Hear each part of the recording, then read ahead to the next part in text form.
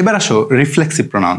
দেখো reflexive pronoun বলতে বোঝায় কেউ যদি কোনো একটা কাজ করে সেটা যদি নিজের উপরই করে, অর্থাৎ কি, যেমন আমি যদি একটু অন্য দিক থেকে খেয়াল করি, যেমন ধরো আমি বললাম যে আই ইট রাইস, এক্ষেত্রে খেয়াল করো যে এই যে রাইস মানে খাওয়া কাজটা, এই কাজটা কিন্তু রাইসের উপর হয়েছে।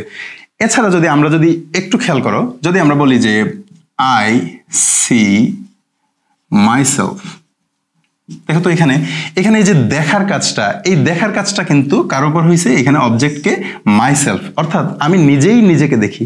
অথবা আমরা যদি আরেকটা জিনিস বলি, যেমন ধরো যে আমরা বললাম যে হি কিলড হিমসেলফ,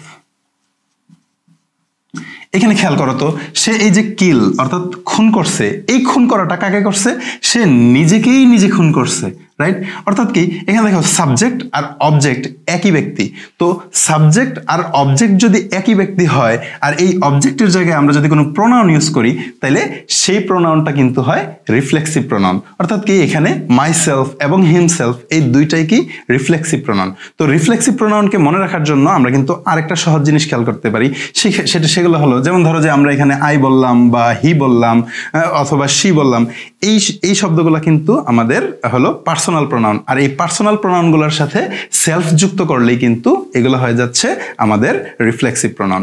তো আশা করি ব্যাপারটা বুঝতে পারছো। এবার আসো আমরা দেখি রেসিপ্রোকাল প্রোনাউন।